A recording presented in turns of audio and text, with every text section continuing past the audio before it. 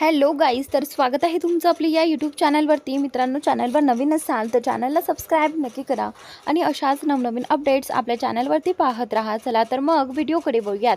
तर आता इथे आबांना इंद्रा म्हणत असं की आबा चला, आता सध्या तुमच्या हातानेच इथे रामनवमीची आरती होईल आणि नेहमीप्रमाणे आपण जसं करतो तसंच सगळं काही होईल. तर आता आबा म्हणत असतात की नाही इंद्रा, त्याची काही गरज नाही आहे, करू देत त्यांना आरती. आपण नाही केली तर काय झालं? तर त्यावेळी आता इंद्रा म्हणत असतं की नाही आबा, तो मान तुमचा आहे आणि तो मान तुम्हालाच मिळायला हवा आणि मी तो मान तुम्हालाच मिळवून देणार. तर आता इंद्रा बोलतो की चला आबा, असं मानणार नाही तर आपण एक काम करूयात, आबांना उचलूनच नेऊयात. असं म्हणत आबा जे आहे ते तिथे उभेच असतात. तर इंद्रा आणि तिथले कामगार लगेचच आबांना उचलतात आणि इथे आबांना उचलूनच बोलतात की आन बान फॅक्टरीचे शान आबा, आन बान फॅक्टरीचे शान आबा, असं म्हणत असतात. आणि असं म्हणत म्हणत आता ते मंदिराकडे येतात आणि इथे दादासाहेबांना आवाज येतोय म्हणून ते पाहायला येतात की इथे नक्की काय चालले आहे. तर त्यावेळी इथे रत्नाई आणि हे उर्मिला देखील पाहत असतात. तर त्यावेळी कामगारांनी इथे आबांना उचलून आणलेलं आहे आणि त्यावेळी ते त्यांच्याकडेच पाहत असतात. तर आता त्यांना पाहून त्यांना राग येतो की या आबाला असं का उचललं आहे. तर त्यावेळी ते लगेचच कामगार बोलतात, आबांना नेहमीच या आरतीचा मान मिळतो आणि यावेळीही आबांना मान मिळणार आहे, कारण या फॅक्टरीचे मालक जे आहेत ते आबाच आहेत. तर त्यावेळी दादासाहेब इथे भडकतात आणि बोलतात की तुम्हाला अजून माहीत नाही आहे का या फॅक्टरीचा मालक कोण आहे? तुम्ही सगळे विसरला आहात का? हे आमचे गुलाम आहेत, हे आमचे नोकर आहेत. तर आता आबा जे आहेत ते गप्पच असतात आणि दादासाहेब खूप काही ते बोलू लागतात. तर त्यावेळी कामगार त्यांची साथ देतात आणि इथे कामगार देखील आबांच्या साईडने बोलू लागतात. तर त्याचनंतर आता इथे विक्रांतचा जो काही तो इन्व्हेस्टर आहे तो देखील आलेला असतो. त्याला वाटतं की इथे काय आरडाओरडा चालला आहे ते पाहण्यासाठीच तो देखील आलेला असतो. तर तेवढ्यातच आता इथे कामगार बोलतात की हे सगळं आबाचंच होतं आणि तुम्हीच त्यांच्याकडून हिसकावून घेतलं आहे आणि हिसकावून घेऊन त्यांना तो आरतीचा मान देखील देत नाही आहेत. कशी माणसं आहात तुम्ही?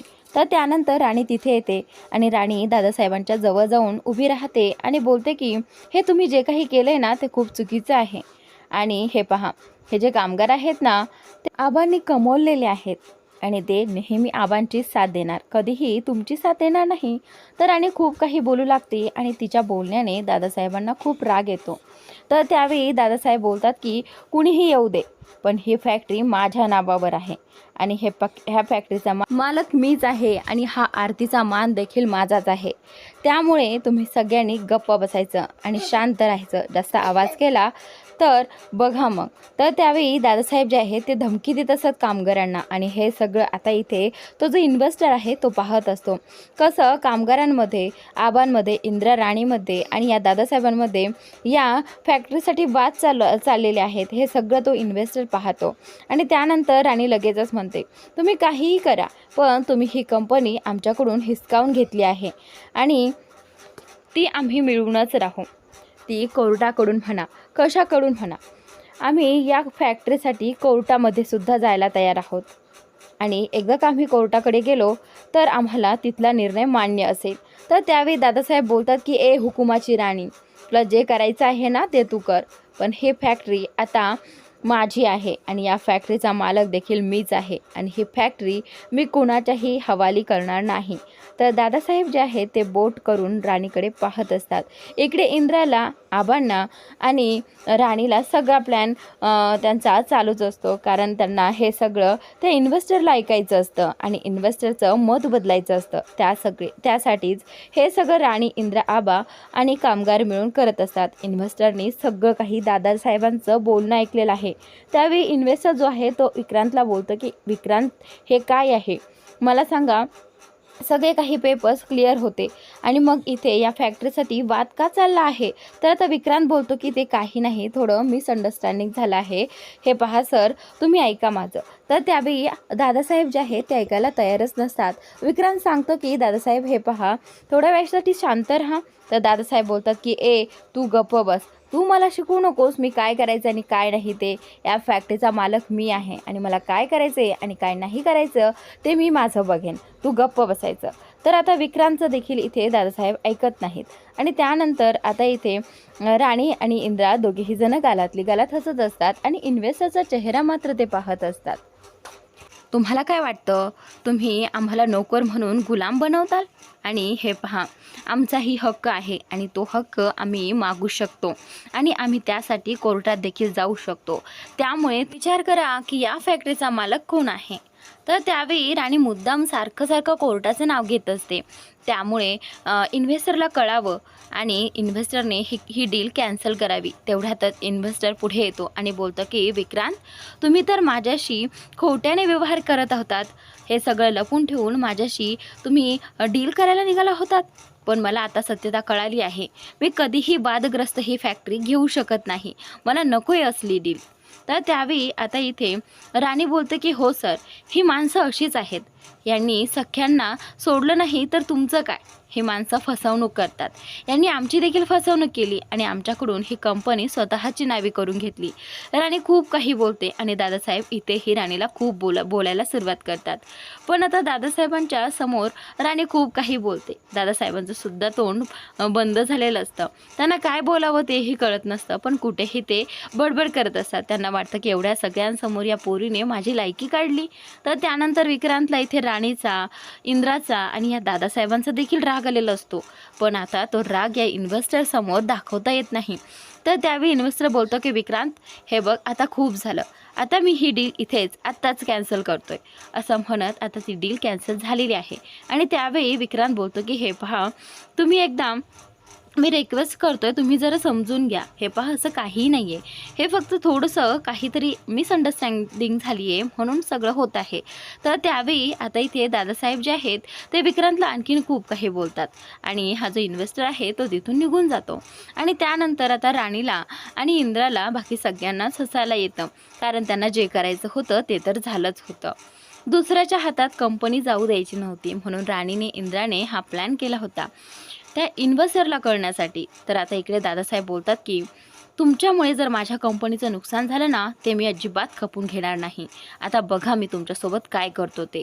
तर आता इथे कामगारांना सुद्धा इथे दादासाहेब धमकी देतात. मालतीला याबद्दल जास्त काही माहिती नसतं.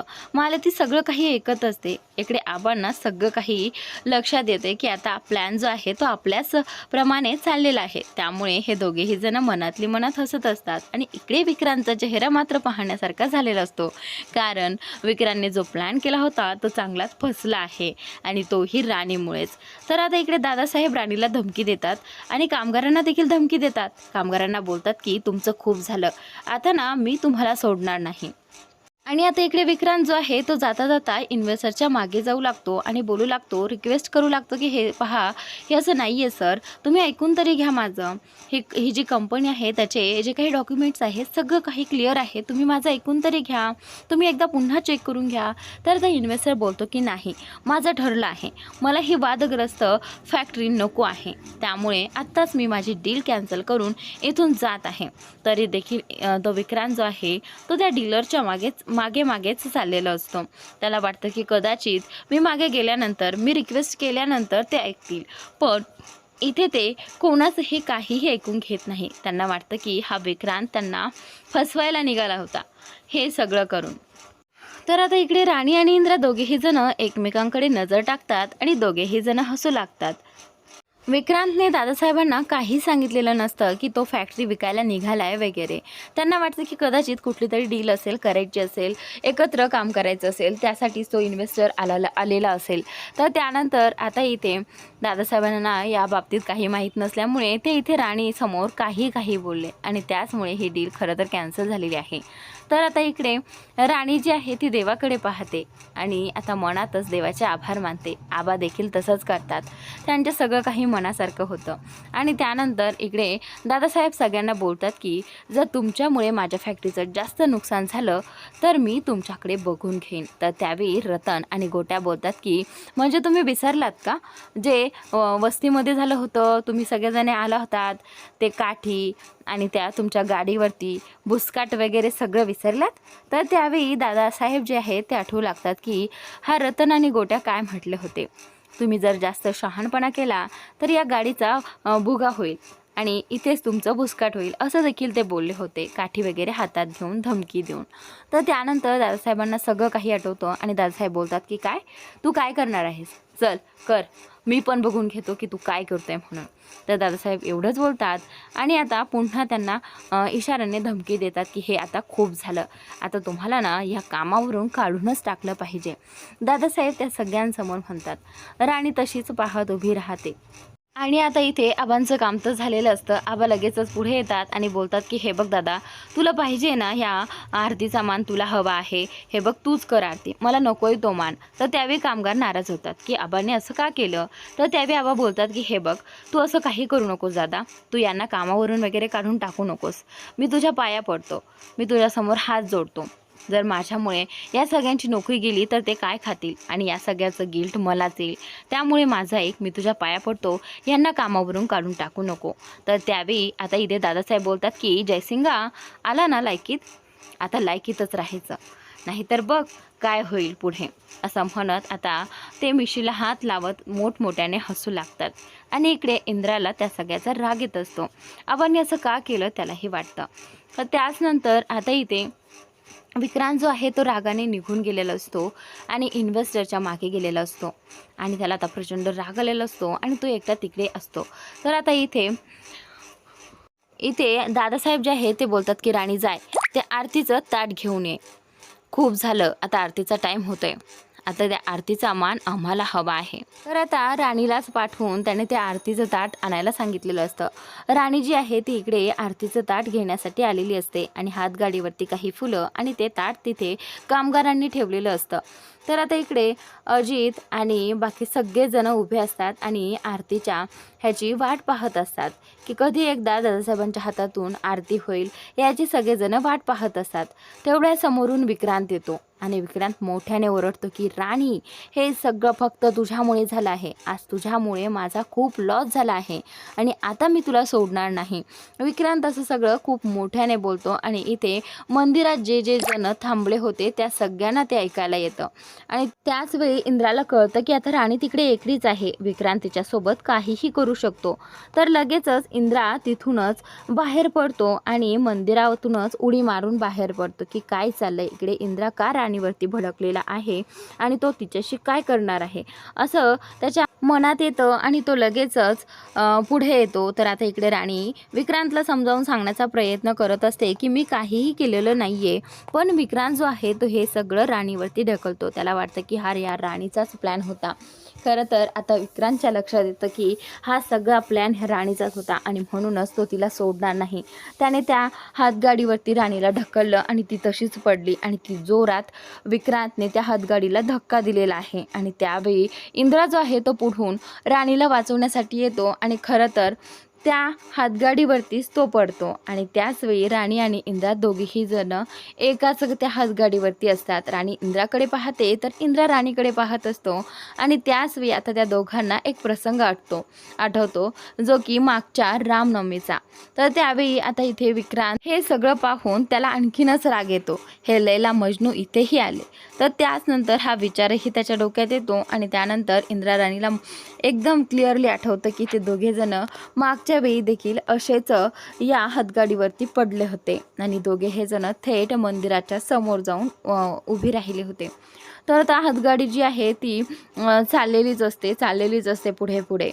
उतार असल्यामुळे खूप वेळापर्यंत मंदिराच्या पायऱ्यापर्यंत ती हातगाडी तशीच चालू राहते आणि एकदा की मंदिर येतं तशीच मंदिराच्या पायरीला लागून ती हातगाडी तिथेच थांबते. आणि त्यावेळी अगदी अचानक थांबल्यामुळे ते जो काही ताट वगैरे हार वगैरे होतं ते तसंच उडून आता इथे रामाच्या गळ्यात पडलेलं आहे. तर अगदी इथे फिल्म स्टाईल सीन दाखवला आहे प्रेक्षकांनो. हा सीन जो आहे तो अगदी टी व्हीवरती पाहण्यासारखाच होता. प्रेक्षकांनो खूप मज्जा आली आजच्या भागामध्ये, कारण राणीने आणि इंद्राने चांगलीच बँड इथे दादासाहेबांची आणि विक्रांतची वाजवलेली आहे आणि त्यानंतर इथे त्या दोघांना आरतीचा मान देखील मिळाला आहे. तर पाहूयात प्रेक्षकांनो पुढे नक्की काय झाले. तर आता इथे राणीने आणि इंद्राने समोर पाहिलं तर तो हार जो आहे तो रामाच्या गळ्यात गेलेला असतो आणि इकडे कामगार पाहत आहेत की तो हार इथे श्रीरामांच्या गळ्यात गेलेला आहे. तर आता सगळेजण हात जोडतात. त्यांना वाटतं की हा चमत्कारच झाला आहे. अगदी दादासाहेब सुद्धा निरखून पाहत असतात की हे कसं शक्य झालं.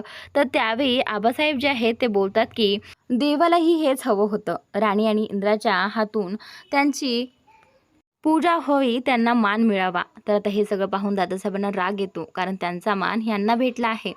तर तोच हार इथे रामाच्या गळ्यात पाहून राणीला आणि इंद्राला सुद्धा खूप छान वाटतं. इकडे विक्रांत जो आहे तो बोलतो की तुम्हा सगळ्यांना मी सोडणार नाही, तुम्हा सगळ्यांमुळे माझा खूप लॉस झाला आहे, असं बोलून तो तिथून निघून जातो. आणि त्यानंतर इकडे कामगार जे आहेत ते हात जोडून देवाला नमस्कार करतात. आणि इकडे मालती देखील आश्चर्यचकित झालेली असते की हे सगळं चमत्कार काय आहे आणि कसा हा हार एवढा लांबून गळ्यात जाऊ शकतो.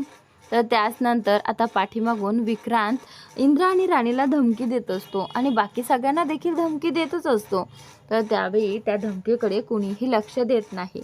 आणि त्याच नंतर उर्मिलाला कळतंय की आता विक्रांत खूप रागात आहे, तो खूप चिडलेला आहे, कारण त्याचं जे काही प्लॅन होतं ते फसलेलं आहे. तर त्यावेळी तिच्या लक्षात येतं की आता आपण इथून निघायला हवं. दादासाहेबांना कळतं की आता हा खूप चिडला आहे, इथून निघलेलंच बरं. तर त्यावेळी आता इथे विक्रांत तिथून निघून जातो. राणी आणि इंद्रा दोघेही जण त्या हातगाडीवरून खाली उतरतात आणि त्यानंतर इकडे कामगार सगळेजण हसत असतात आणि बोलतात की खरा मान तुम्हालाच होता आणि तो तुम्हाला मिळाला. तर आता इथे या दादासाहेबांचा आणि विक्रांतचा अपमान झाल्यामुळे ते तिथून निघाले आहेत आणि इथे आबांना खूप भारी वाटत असतं. तर त्यावेळी आबा बोलतात की खरं तर आज सीता आणि राम म्हणून अगदी परफेक्ट दिसतात इंद्रा आणि राणी. तर त्यावेळी आता सगळेजण बोलतात की हो आबा, तुम्ही अगदी बरोबर बोलताय. अगदी सीता आणि रामाची जोडी आहे ही आणि त्यांच्याच हातून आज आरती झाली पाहिजे. तर त्यावेळी आता हे दादासाहेब, रत्नाई, अजित, उर्मिला सगळेजण मंदिराच्या बाहेर गेले आहेत, कारण त्यांचा इथे खूप मोठा अपमान झालेला आहे. आणि इंद्रा आणि राणी समोर येतात. त्यावेळी कामगार बोलतात की चला आबा, आता आरतीचा मान तुमचा, पुढे या आणि आरती करूयात. तर आता आबा बोलतात की नाही, यावर्षी आरती इंद्रा आणि राणीच करणार, त्यांच्याच हस्ते ती आरती होणार. तर त्यावेळी इंद्रा आणि राणी पुढे येतात आणि देवाकडे पाहतात आणि इथे श्रीरामांचा जय जयकार करतात आणि मनातच बोलतात की आज आम्हाला जे हवं होतं ते फक्त तुझ्यामुळे मिळालं आहे. आज आमची फॅक्टरी जाता जाता वाचली आहे. तर देवाचे आभार मानतात. तर त्यावेळी आता पुढे राणी आणि इंद्रा दोघेही जण ताट हातात घेऊन इथे आरती देखील करतात. तर मित्रांनो, आजचा भाग इथे संपलेला आहे. कमेंट करून नक्की सांगा की तुम्हाला आजचा भाग कसा वाटला. तर मित्रांनो, अशा छान छान कमेंट करायला विसरू नका. तर त्यानंतर आपण पाहूयात पुढील भागात नक्की काय होणार आहे. आबा मला तिला सांगत असतात की त्यांचा फॅक्टरी विकण्याचा प्लॅन होता आणि तो प्लॅन जो आहे तो राणी आणि इंद्रामुळेच यशस्वी झाला नाही. तर त्यानंतर आता इकडे विक्रांत जो आहे तो उर्मिलाला म्हणत असतो की हे सगळं त्यांनी प्लॅनिंगनुसार केलंय आणि मला ते कळलं नाही. पण आता मी असं करणार की ह्या कानातून त्या कानाला सुद्धा खबर लागणार नाही, अशी डील करणार आणि मग बघूयात कसं हे अशी फॅक्टरी वाचवतील. आज वाचवली यांनी फॅक्टरी, पण इथून पुढे असं होणार नाही. विक्रांतला प्रचंड राग आलेला असतो, त्याचा संताप होत असतो आणि आता त्यानेही ठरवलंय, आता मला वाचून दाखवाच तुमची फॅक्टरी, असं म्हणत आजचा भाग इथे संपतोय. पुढील भाग नक्की पहा.